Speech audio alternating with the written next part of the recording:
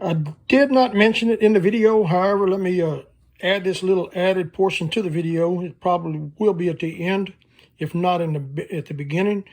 The little red thing here that you see is actually a gauge. What you see here is, let me get a piece of wire here. If you're trying to actually get the perfect cut on each one, this is a depth gauge. You can actually move this thing in and out by just pushing on the little button here, and it slides out just like you see. And then you can come in here and put your wire in there just like so, and that way you'll have the same cut on each piece of wire. Just a little added note, I should have explained it more in detail. Sometimes I just run them across the top there, and that may cause some friction as to the way it pulls out. But in some cases, if you don't want that, you can actually just take this booger here and just flip it completely over and do away with that. But yeah, I should have mentioned that in the video, and I didn't. So here you go, guys. That's a question some of you might have. I'm sure I'll get some comments down below on this. Hello, guys. My name is Larry, and welcome to my YouTube channel.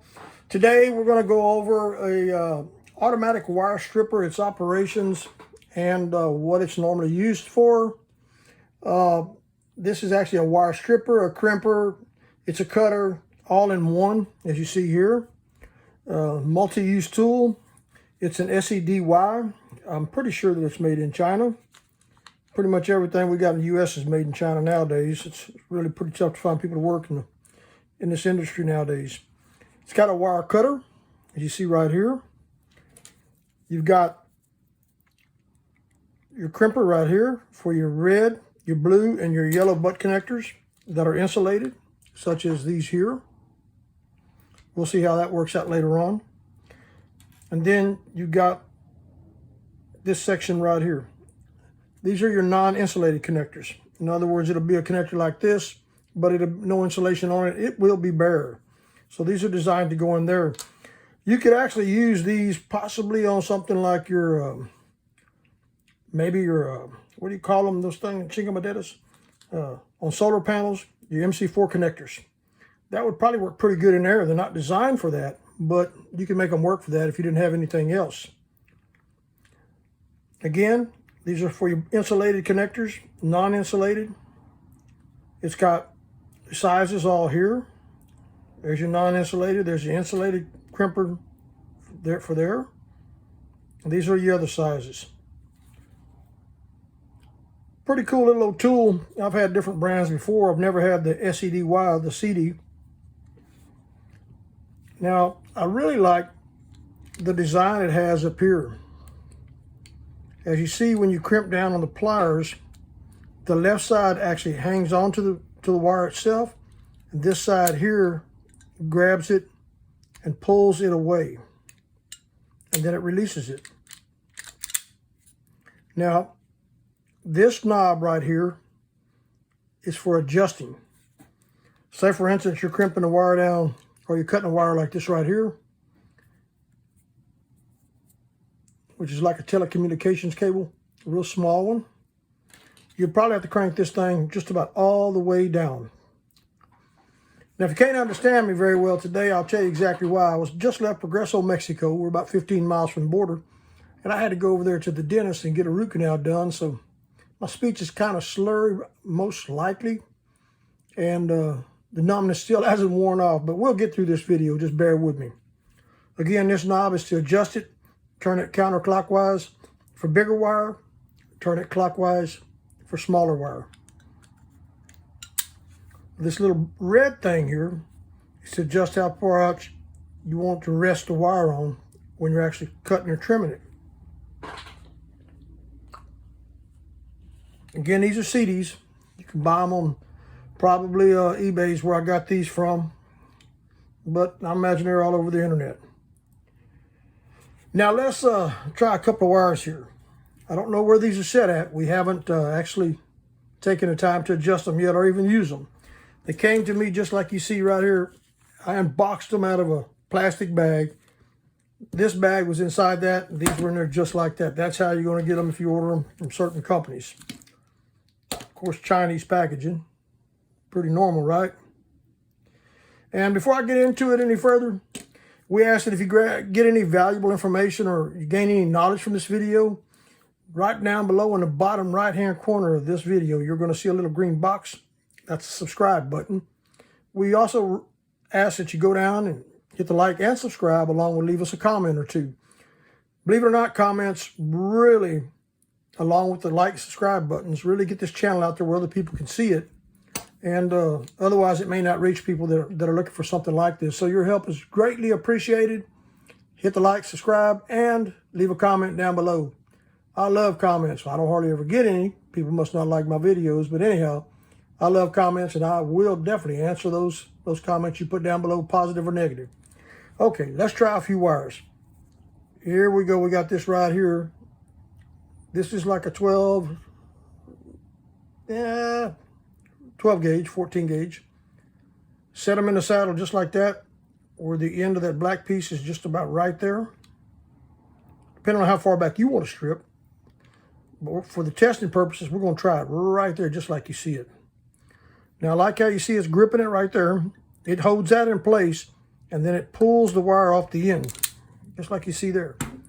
Now, this is a solid core wire.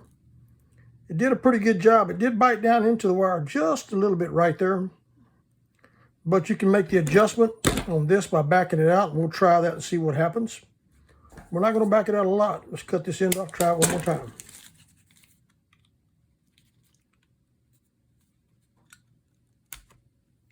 See how that didn't come off there that time? I backed it off too much. So I'm going to crank it back down about 3/4 of a turn, see what happens. Same thing. That's most likely where that's going to need to be set. Did put a little small cut in wire. I can hardly feel it, but it's there. Nice clean cut otherwise. And that's on that black wire. We'll go to a piece of red wire. I believe this is stranded wire. This is not solid. Let's try the same settings and see what happens. All the way down in the bottom of it. Hit it. Nope, that's solid wire too. But it's a real thin copper inside, real heavy insulation. That one was really easy. This is a soft insulation wire. It cut that just like butter. Let's flip it over. Let's get us a bigger piece of it, see what happens. If I can get that piece out of there. There it goes. Let's try it way back here. There it is, right there. Cleaned it, cut it right off there. So it does make a difference on the insulation thickness, type of wire, and the adjustment you have here. Cranked down is for smaller, cranked up is for bigger, thicker insulated wire. All right, let's go to the next one. Let's try this little piece of white wire here. We're going to leave it set right where it's at.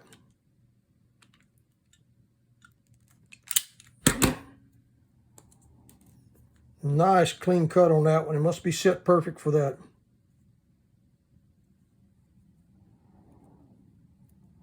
I like that. We'll go back to this piece of wire here. Let's see if it's, this looks like stranded wire. Let's see how it performs on stranded wire. I really like how it grips it there. And this side here actually moves out to pull that insulation off the wire. That is stranded.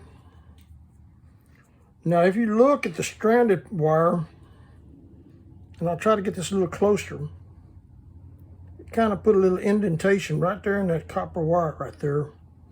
So you may, in a situation like that, want to back this thing off to 1/4 of a turn or so.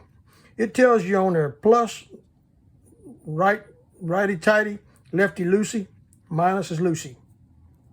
I don't know no loosey, but anyhow, that's what she said. Now we're going to go back to a small piece of this cat cable. I bet you it's not going to pull that off of there, but let's give it a shot.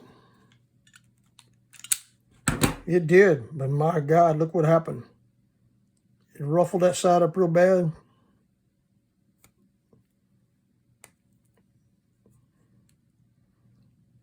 That's a no-go. And that was set on thicker wires there, guys. Let's cut it off and let's try this again. Let's see if we can make a different adjustment on it. It pulled it off, but it also scuffed up the left side. So let's back it off and see what happens. It wouldn't do nothing. So that's a smaller wire. Keep in mind we got to crank this down. I'll put it back where it was at and go back just a little bit more. Let me cut this off one more time. Come in here. Get that right above it. Pliers don't work too good on this old cat cable, does it? Let's crank it way down. Let's see what happens. Almost all the way down. Let's go to the other end. It cut it again. However, it did the same thing on this side. Now this might not happen on a longer piece of wire, but I bet you it would. But it's possible that it wouldn't. It kind of shuffled that stuff up right there. So the pliers, to me, don't do a very good job on that. Go back to this piece of black wire. I think we've already done one like that. Let's back these back out.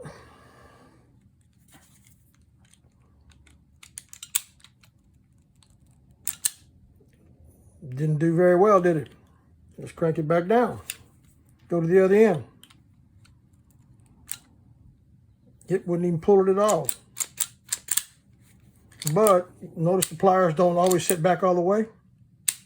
You got to pull them. See how they stay open? You got to pop them back. Now I bet you they'll work a lot better.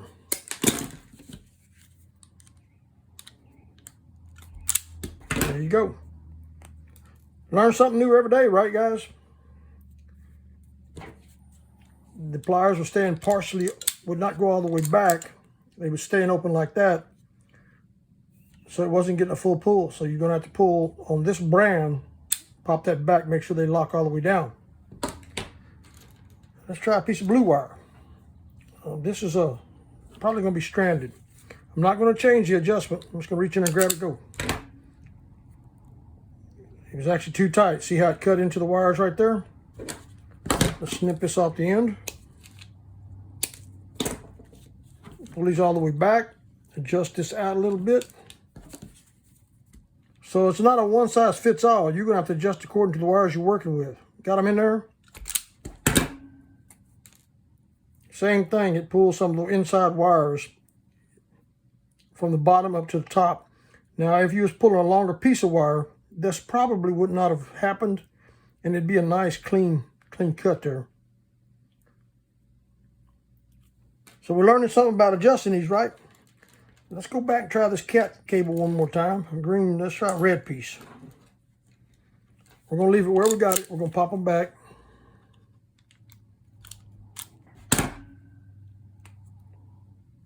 It pulled it off, but it did the same thing.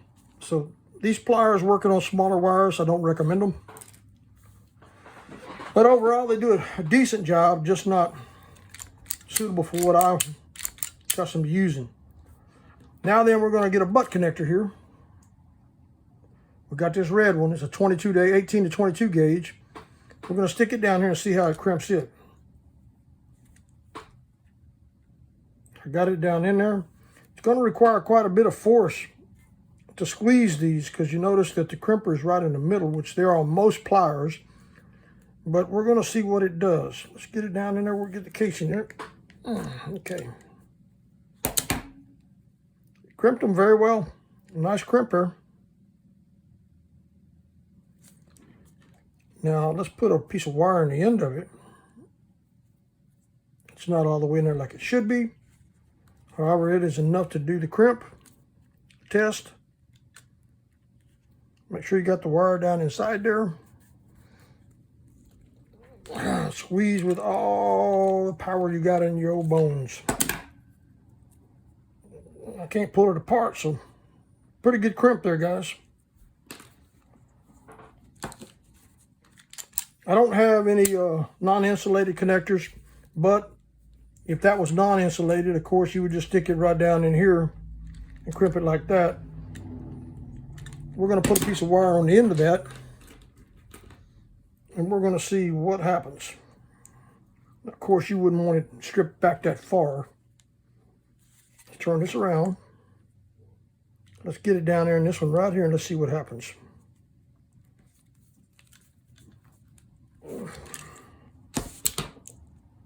It takes quite a bit of power to squeeze those together. And even then, I didn't have a good... It's not really tight in there. So let's see if we can get a recrimp on it. Let's go down here to the last one and see what happens.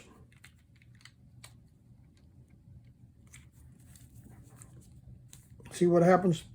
The pliers actually twist over to the side.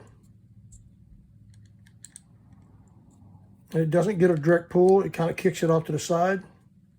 Same thing there. I don't like that. There's not enough to keep it straight where it's flush. One side will jump over the other side. Let's try this little connector up here on the top, see what happens. Let's see if it flips over. It flipped over just a little bit, but yet it crimped it real well. Well, guys, again, that was my review of these SEDY, what they call automatic wire strippers. I am not 100% pleased with them. They'll do the basic job you want it to do, but that was one problem I've seen right there. They just don't go back. You got to pull the handle back. They're not really a quality plier or a wire stripper. They're just your basic beginners. I suggest if you're doing something, see how that one don't even go back at all. Okay, there we go. I suggest if you want something more professional, spend a little bit more money. I think I purchased these for $10.99 with free shipping. They're good for your hobby use, but for professional use, nah, I don't think I'd invest the money in them and put them in the toolbox. Well, guys, hit the like, subscribe button. Once you hit the subscribe button, you'll be entertained to our new videos that we put out here on YouTube. We got a lot of different things going on right now. Solar panels is number one. A few tool reviews, but stick around. Hit that button down below. Get ready for our next video. Thanks for watching.